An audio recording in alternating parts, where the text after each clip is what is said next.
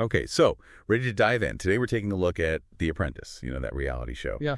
and how it really had this kind of crazy impact, not just on like American culture, but, on Trump's whole public image. Like, how did a show about business basically launch a political career? It's wild, right? It really is. And to understand that, we got to go back to where Trump was in, say, the early 2000s. Like, yeah, his name was big, but his businesses, especially those casinos in Atlantic City, well, they had some rough times, bankruptcies. The thing is, it wasn't that he didn't make deals. It's more like he needed a whole new way to change how people saw him. You're right, a new way to connect. And that's when Mark Burnett, the guy behind Survivor, comes in. And he sees Trump not just as this businessman, but as this larger-than-life character, like the American dream, but turned up to 11. Bold, brash, didn't care what people thought about his success. And you got to remember, reality TV back then was, well, it was different. Burnett was great at finding those big personalities, creating these situations with real stakes, and he saw that Trump was, like, perfect for this new kind of reality TV, one that wasn't just about drama, but about, wanting to achieve something. And their meeting up in Trump Tower in 2002 is practically a legend.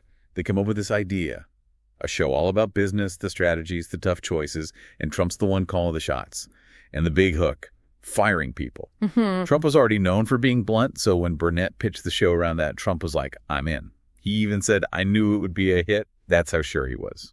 And it's interesting, right? The idea of watching these business challenges and then, boom, someone gets fired. It's simple, it's direct, and it just fit with how people saw Trump making those tough decisions. So 16 contestants split into teams. Every week, a new business challenge, all happening in New York City. Winners get a reward, something fancy, and the losers, well, they face Trump in the boardroom. And that's where it all went down. Someone hears those famous words, you're fired. The whole structure, it's classic reality TV, right? The competition, the eliminations, and Trump in the middle of it all. But the details, the specific things they added, that's what made the show really unique and why it had such a big impact. For sure. Like the setting, they used New York City, and not just any part of it, but Trump's own world, his buildings, his businesses. It wasn't some far-off island. It was the heart of American business and luxury. The contestants lived in Trump Tower. The challenges were at his properties. It was like a constant reminder of, the Trump lifestyle. And that was a big change from other reality shows. By putting the competition in this world of high-end real estate, famous landmarks, it made the challenges seem even more important. It wasn't just about winning a task. It was about, getting a glimpse into this world of Trump's success. And the boardroom, oh man, that boardroom. It was like a stage, the big mahogany table, the dramatic lighting, and Trump in that huge chair. He even said he wanted it to scream success, to make people feel like they were in the, the center of American business. Yeah. Just picturing it, you can feel the tension. Yeah, that whole setting, it was super important for showing Trump's authority, for making those eliminations feel even bigger. It wasn't just a meeting room. It was designed to make everything more dramatic, to show who had the power. And then there's who they picked to be on the show. They didn't just go for, drama and personalities. They wanted people who were already successful, Harvard MBAs, entrepreneurs, people on their way up in the corporate world. It gave the show this sense of, this is serious business. Yeah, that was smart. Having these smart, talented contestants, it made the whole competition feel more legit. Like winning a spot as Trump's apprentice meant something. It made business seem like it took real skill, which of course was the image Trump wanted for himself. It wasn't your typical reality show. It felt more, more real, more high stakes. And people loved it. Over 20 million people watched the first episode. That's huge. NBC hadn't seen numbers like that in years. And the finale, where Bill Ranchick won, almost 30 million viewers. It was a phenomenon. And think about it. At that time, reality TV was big, but The Apprentice was different. It wasn't just about being famous. It was about, the American dream, but through business, through Trump's world. People were fascinated by that. It became this thing everyone was talking about. People were analyzing the boardroom scenes at work. Business schools even started using episodes in their classes to talk about strategy and decision-making. And some companies even tried those team competitions, like on the show. It was everywhere. Those boardroom scenes, they were like must-see TV. Yeah. So dramatic, you never knew what would happen. Trump, with his advisors Don Jr., Ivanka, Eric, and the others, it felt real, even if it was made for TV.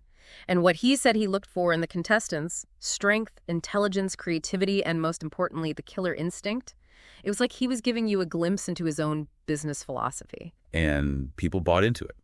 Like Tom Shales, the critic from the New York Times, said, The show was the perfect showcase for his particular brand of capitalism. It was all about ambition, competition, winning at all costs. That quote really gets it. It wasn't just a show, it was showing you a whole way of thinking about business, and Trump was the one at the center of it. And clearly, a lot of people liked what they saw. And then there's that line, "You're fired." It was everywhere.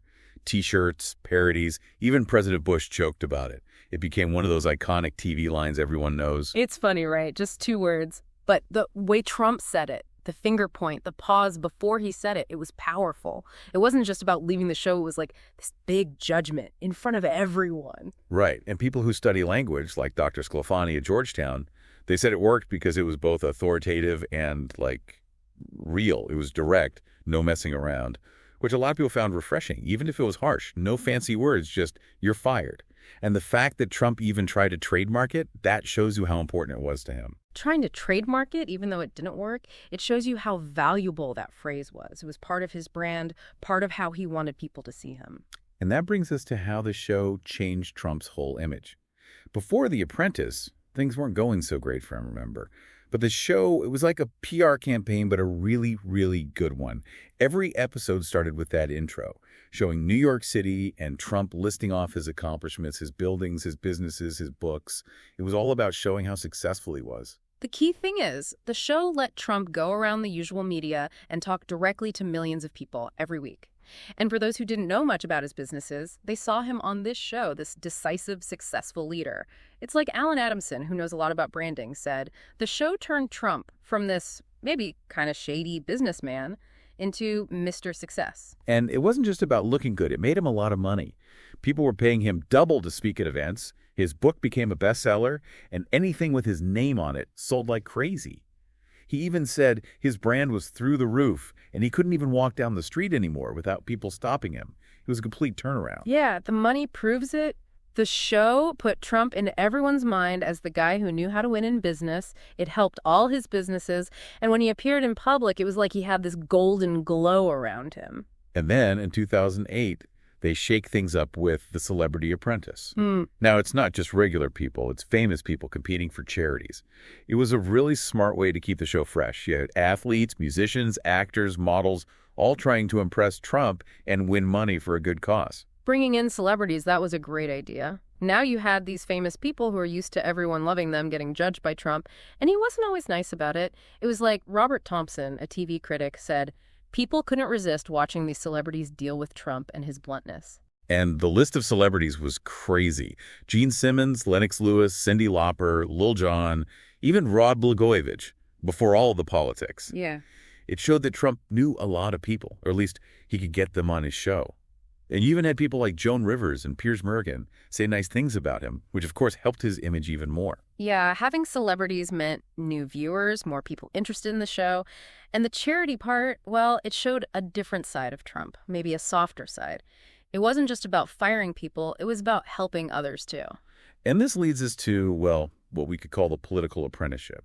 Because The Apprentice did more than just entertain people. It connected Trump to a huge part of America, especially in the Midwest and South. And those places, well, they became really important for him later on, politically. The show gave Trump this platform, this chance to practice talking to a big audience for years. And his way of talking, direct, sometimes aggressive, but always sounding real, it worked for a lot of people, especially those who didn't trust politicians anymore. And he was good at explaining complicated business stuff in a way that was easy to understand, which is a skill that, well, came in handy later on. Totally. The show made people see him as a problem solver, a leader who gets things done. And that idea, well, that became a big part of his political message. And Trump himself has said that TV taught him how to talk to everyday Americans about important things, that it was like real preparation for politics. Even Jeff Zucker, who ran NBC and later CNN, he said that he and Mark Burnett were responsible for Donald Trump's political career. That's how big of an impact the show had. It made Trump a household name, someone everyone knew, even people who didn't care about business or reality TV. And then in 2015, it all ends. Trump announces he's running for president, and NBC, well, they had to cut ties with him. The last episode with Trump, Lisa Givens won. It was the end of an era. 11 years, 14 seasons, 192 episodes. And by then, Trump was a global figure, someone everyone had an opinion on. 11 years on TV, week after week, it's hard to overstate how much exposure that gave Trump.